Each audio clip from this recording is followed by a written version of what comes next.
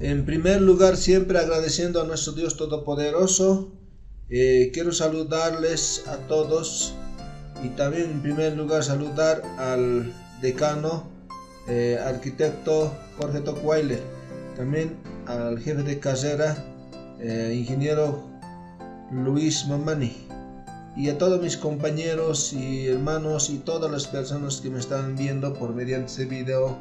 Saludo a todos, que tengan un feliz día. En este momento voy a presentar un tema acerca de misión, tema misión, y podemos decir también cuál es nuestra misión de vida. Podemos preguntarnos cuál es nuestra misión de vida y cuál era su misión de nuestro Señor Salvador Jesucristo. Podemos comparar también. ¿Y qué quiere decir misión? Misión quiere decir, en unas palabras, misión viene de la palabra latín mission omnis, quiere decir acción de enviar, poder facultar que se da a alguien, que se le da un poder a alguien para que pueda ir, ¿no?, encargado con ese poder. Entonces, de este punto de vista vamos a partir. Una declaración de misión define que la obra de la cual uno se dedica. Entonces, nuestra misión de vida es muy fácil de entender también. No solo quiere que nos hagamos una pregunta, también nos podemos hacer una pregunta. En 1000 años, un ejemplo, en 1000 años, ¿cuál será la única cosa de esta vida que valdrá la pena? Nos podemos preguntar. O si lo queremos un poquito más, recorremos en 150 años, ¿qué de esta vida será más importante? ¿Qué de esta vida será más importante? Es lo que vamos a ver. Podemos preguntarnos, algunos pueden decir mi carro, mi casa, mi auto, mi residencia, mis títulos de la universidad, que después de mi trabajo, alguien puede decir. O también puede decir alguien otra cosa, puede pensar también. Entonces, en todo ese lapso de tiempo, ¿qué será más importante en nuestra vida? ¿Cuál será nuestra misión de vida? ¿Cuál es lo que nosotros tenemos que hacer? Entonces, ahí surge también estas preguntas, ¿no? Las cosas importantes que vamos a hacer. Mira, la única cosa que será importante es el hecho de estar en el cielo o en el infierno. Hay dos cosas nomás. Si bien de nuestra vida ya va a estar listo para irnos a la vida eterna o al infierno. La única cosa. Entonces podemos decir, usted puede tener una buena educación, muchos títulos, un buen trabajo, una casa, un carro, lo que sea. Si muere y pasa la eternidad en el infierno y en el lago de fuego, ¿de qué vale? ¿De qué valdría esto? Si nosotros hemos tenido una misión, si esto es lo que más importante en toda la vida, y lo es, ¿no? En toda la vida lo es. Si uno va a morir, ¿dónde va a ir? Si esto, ¿no? Entonces, ¿qué estamos haciendo hoy? ¿Qué hará una diferencia entre la eternidad? ¿Cuál sería? Entonces, podemos decir, la meta de este mensaje no es hacer arrepentir, es echarles la culpa, sino que es de repartir, o sea, que podemos decir, es enseñarlos cómo, en qué condiciones nos encontramos nosotros, porque en primer lugar yo quiero que ustedes estén bien seguros de su propia salvación. Ojo, simplemente llegar a la iglesia no quiere decir que usted ya es salvo, un cristiano. Luego, que enseñarles también en este tema, enseñarles del evangelio, la salvación, y cómo es que Dios guía a una persona a ser salvo para ir al cielo y evitar el infierno. Entonces no quiero hacerlos sentir culpables, sino que quiero enseñarles. Quiero decirles, prepararlos, motivarles a cumplir con una misión de vida. ¿Cuál es la misión? De Jesucristo. La misión de Jesucristo, ¿qué era? La de buscar y salvar a los pecadores perdidos en sus pecados. Entonces la misión de nuestro Señor Jesucristo y Salvador había sido ir a buscar y a salvar lo que se había perdido. Esta misión de Jesús, porque Jesús ha venido con esa misión. En San Juan 17:18 dice: como tú me enviaste al mundo, así yo les he enviado al mundo. Entonces Jesucristo ha sido enviado al mundo con esa misión de ir a predicar el Evangelio. Entonces, este Evangelio, ¿qué era? Por eso Jesús predicaba el reino de Dios. Se ha acercado a sus discípulos, predicaba a todas las personas que el reino de Dios se había acercado a la tierra, ¿no? A la humanidad.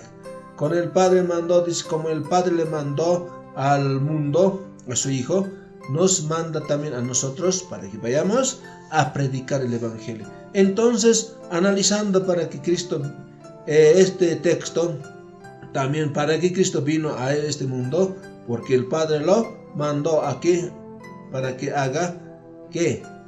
Para que pueda venir a hacer algo. ¿Qué? Esa es una gran comisión que Él también ha venido con una comisión directamente específica para cumplir. ¿Qué? Esta es la nuestra, dice, porque no es que según San Juan que hemos visto, 17:18, en verdad la misión del discípulo es igual que al del maestro. Y vamos a verlo en San Lucas 19:10 dice: porque el Hijo del Hombre no vino a buscar y a salvar lo que se había perdido. Entonces Jesucristo ha venido con esa misión. Jesucristo vino a poder cumplir una misión. El Hijo del Hombre vino, ¿no? Con dos cosas para hacer. La primera es, vino a buscar lo que se había perdido.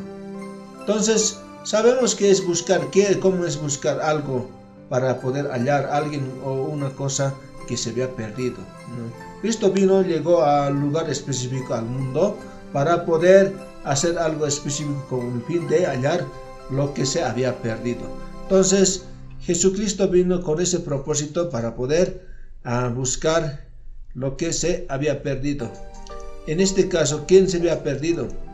La humanidad. Por eso dice en 1 Timoteo 1:15: palabra y fiel digna de ser recibida todos los que por todos, que Cristo Jesús vino al mundo para salvar a los pecadores, de los cuales yo soy el primero, dice el apóstol Pablo. Lo que se había perdido se refiere al hombre pecador. Entonces debemos ir a un lugar donde podemos hallarlo a ellos, a los pecadores. Los pecadores perdidos no van a llegar a la iglesia. Tenemos que nosotros ir a buscar y a ir a predicar el Evangelio a ellos, a buscarlos para que se salven y se arrepienten de sus pecados. Entonces Jesucristo vino a buscar y a salvar lo que se había perdido, como hemos dicho. El segundo dice, vino a salvar lo que se había perdido. Cuando llegamos a donde ellos, entonces tenemos que hablarles del perdón de pecado de nuestro Señor Jesucristo. ¿Por qué? Porque en Salmos 7:11 dice: Dios es juez justo y Dios está airado contra el impío. Todos los días. Entonces tenemos que en primer lugar salvar de la ira de Dios. Y luego tenemos que tiene que salvarse uno de ese castigo eterno. ¿Cómo? Mediante el arrepentimiento. Entonces, ese es el tema de la misión que nosotros tenemos que cumplir, como Jesucristo vino al mundo a buscar y a salvar lo que se había perdido.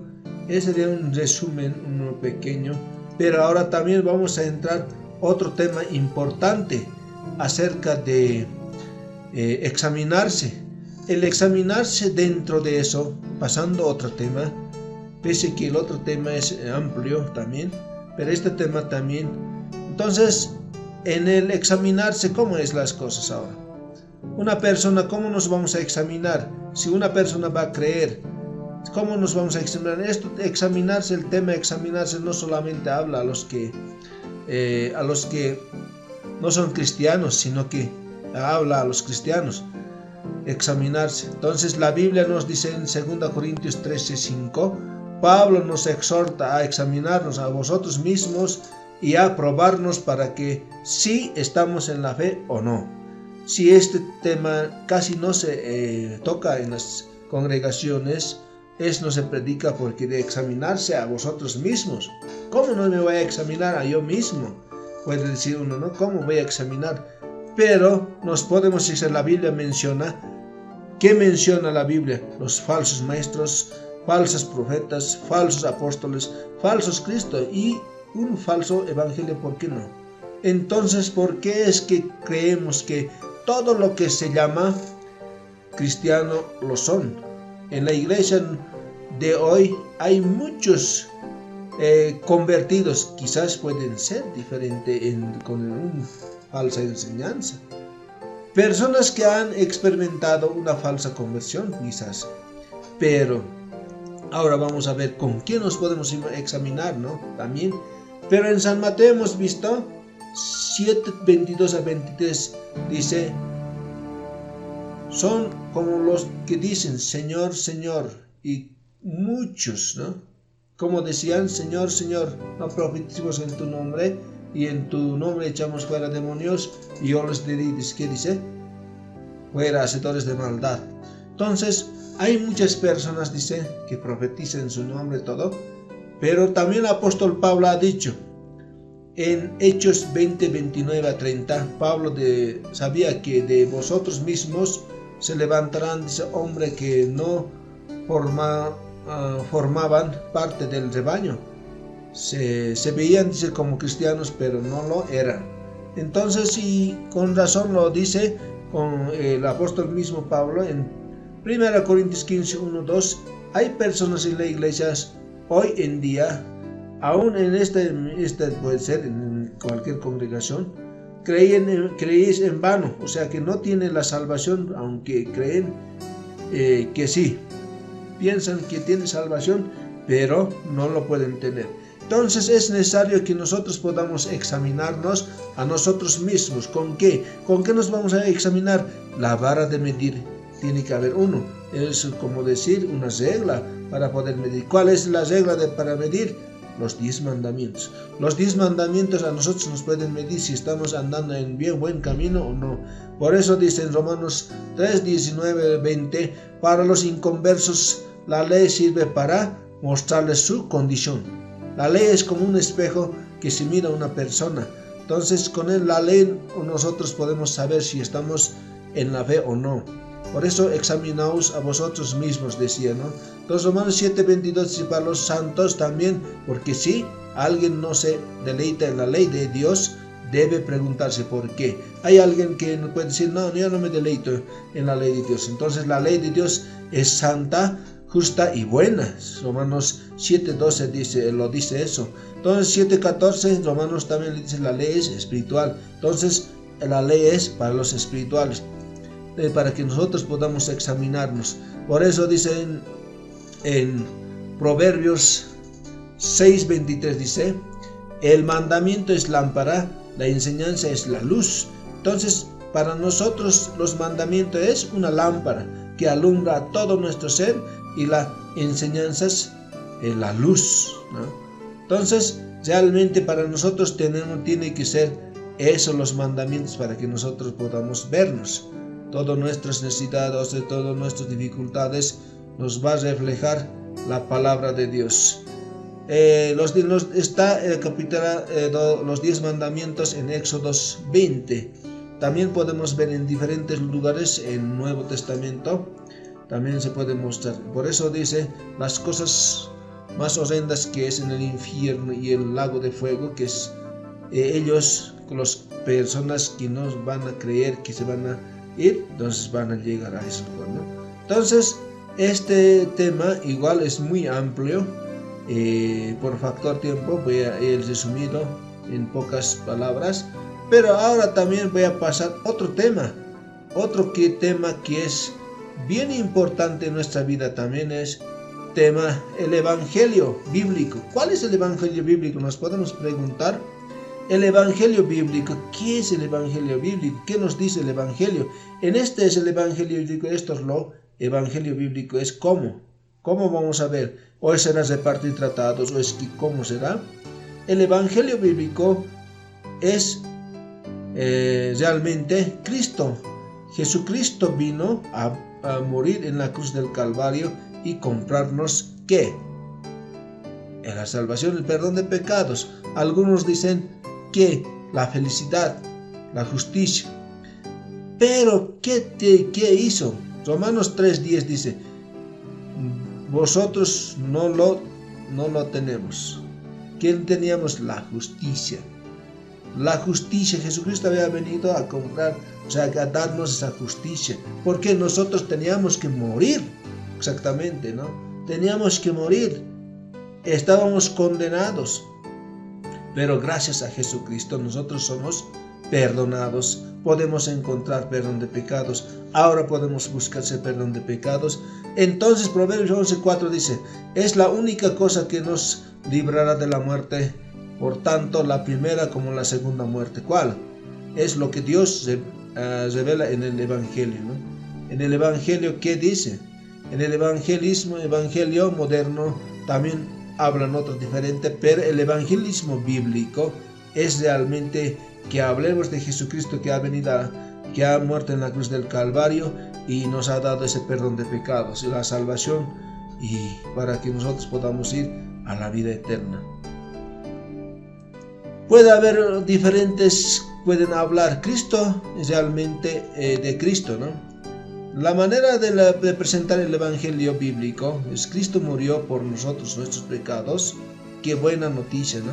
Esa es una buena noticia. Si usted habla con la gente en la calle, verá que casi todos creen en Jesucristo, o también creen que son pecadores en un sentido general. Pero se molestan y se enojan cuando ustedes le dicen que irán al infierno si no te arrepientes. Allá se enojan. Ellos ven que esto como algo injusto, cruel e irracional. Entonces, por esto las buenas noticias del Evangelio no son buenas para algunos. Pero nosotros realmente lo decimos que es buenas noticias. ¿Qué es la buena noticia? Que Jesucristo ha venido al mundo para salvar lo que se había perdido. Entonces, pero las personas ¿cómo lo toman? Como mala noticia cuando le dicen cuando uno va a morir, si no se arrepiente va a ir al infierno, lo decimos. Ese momento ya se pone raro, ¿no? Entonces las personas dicen nosotros tenemos que deleitarnos en la ley. La ley de Jehová es perfecta, que convierte el alma. El testimonio de Jehová es fiel, dice en Salmos 19:7-10. Entonces Jehová es puro, alumbra el ojo. Entonces Jesucristo ha venido del Padre, ¿no? Él ha venido y para que podamos nosotros salvarnos, para salvarnos de todo pecado. En esta ocasión voy a presentar realmente hasta ahí. Jesucristo ha traído el reino de Dios para nuestras vidas. Él es el único que nos puede también dar ese perdón de pecados, que nos puede facilitar, que nos puede enseñar para que no lleguemos a ese castigo eterno. Entonces, en esta ocasión les digo que nuestro Señor Jesucristo es la vida eterna realmente. Entonces, bendiciones a todos, que todos nos acojamos a nuestro Señor Jesucristo y vayamos a Él. Bendiciones y Dios los bendiga a todos. Gracias.